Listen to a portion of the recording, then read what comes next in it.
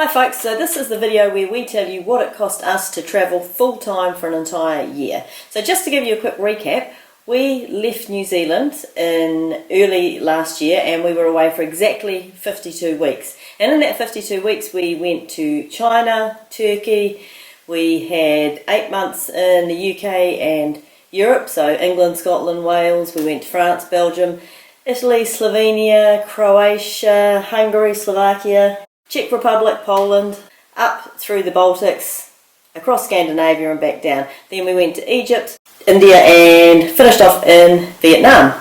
What was the budget for our trip? Well, the budget before we left was just a stab in the dark. We didn't really know. We just guessed. We're from New Zealand. We guessed 1,000 New Zealand dollars a week. But we were expecting that to blow out, and we were prepared for that to blow out. But that was our ballpark figure. So, we had an eye on last year because that was when our youngest child left home and we thought we would reward ourselves.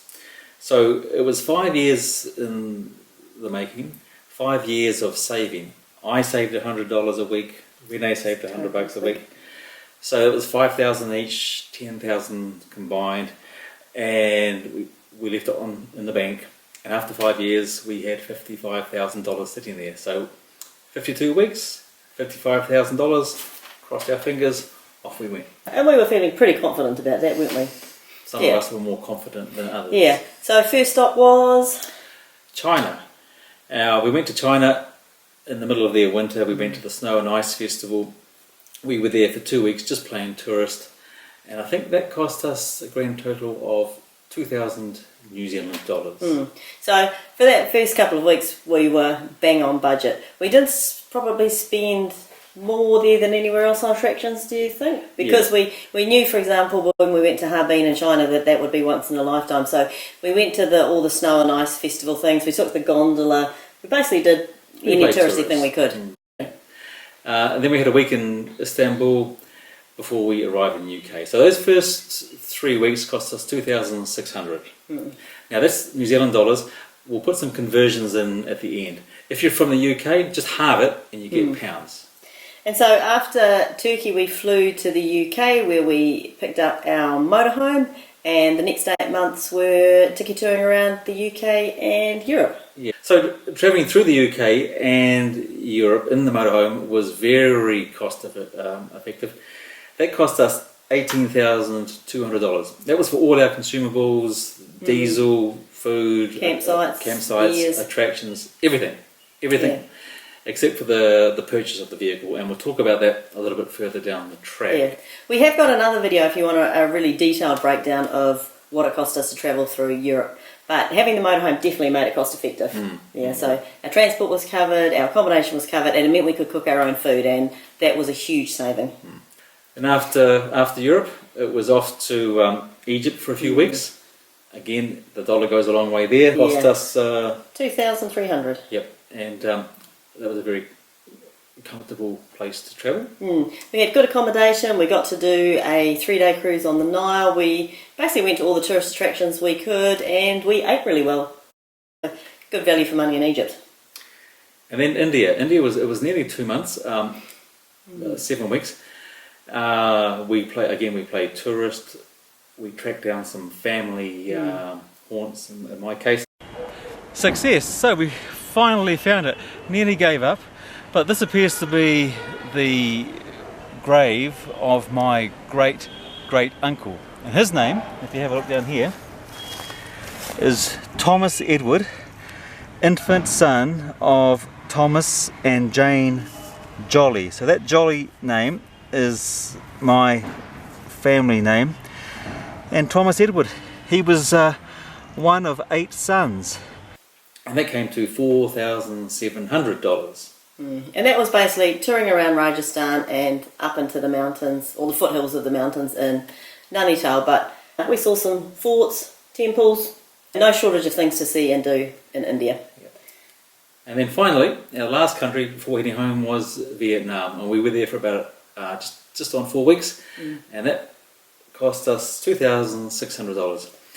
And that took us to 52 weeks and 365 days to the day, we returned to New Zealand. And Vietnam was definitely value for money too. So we had really good accommodation, excellent food. We did a bit of sightseeing there, and the attractions there were pretty cheap, really. Vietnam was good. As well as the travelling, we had things like insurance. Now, we spent 1,200 New Zealand dollars on medical and travel insurance. Which turned out to be a godsend because someone got appendicitis in Vietnam and had to be operated on. So, yeah, definitely take out travel insurance. So we got to the local hospital, and they prodded and they poked and asked a few questions, and they thought it was appendicitis, and in which case they need to pass me down the line. We're here in Da Nang. Because Hoi An doesn't have a proper hospital, so we had to come all the way here so that you could get operated on. But I thought that was a real bargain. $1,200 for 12 months, $100 a month. I thought for two of us that was pretty good. Outstanding. Yep.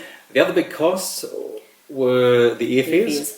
And we didn't go in a straight line to Europe. We sort of jumped, as I say, to China, Turkey, and then we jumped on our way back through Egypt and places. So the airfares cost us $7,000. That's $3,500 each. So it cost us probably more than we wanted to spend, but it's what you do. Yeah. We also had the motorhome to factor in there. The short story is that the motorhome worked out at $10,000. So to travel around Europe, and it was $10,000. We will in our next video though explain the long story of the motorhome. So what it cost and also shipping it back to New Zealand. Yeah. So we bought a motorhome. We travelled around for 8 months. And we shipped it back to New Zealand. And we'll talk about the pros and cons in the next video. But there was a cost to us of $10,000, and that's all locked in. On our travels along the way, every single day we wrote down what we spent. And so we referred to this, it's all in here.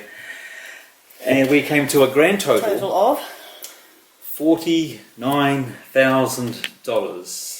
So it was well under budget because the $50,000 that we budgeted didn't include airfares either. No, did it? So we were well under. And had I known we were going to be so far under, I possibly would have eaten out more in Europe.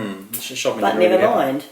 So that's about almost £24,500, about 30,000 American dollars. You can break it all down, and as Renee said, there's a lot of earlier videos which break that down country by country, but the grand total. 1 whole year, the two of us travelling a big chunk of the developed world and interesting parts of Asia was 49,000 New Zealand dollars. Yeah, but you'd have to say it was pretty much a priceless year, wasn't it? It was, it was an amazing year, and I think we could have spent that money at home, just doing same old mowing lawns and going to work. Yeah, but I think we certainly don't regret spending a cent. Even if we'd spent more, I think it would have been worth it. We kind of hoped that spending a year travelling would sort of get the travelling bug out of our system, because we have travelled quite a bit in the past, but we thought we'd do one big year and that might do it for us. But has it had that effect? No, just the opposite. We've got plans. We're heading back somewhere soon. Yeah. But we're not cured. Just sort of. No. So we're definitely heading back towards Asia because we've booked our tickets already. And we're even tossing up a bit of a working holiday, aren't we? In the UK. In the UK, because we enjoyed that. Yeah. So keep watching, keep liking, keep subscribing, because there's a lot more adventures to come.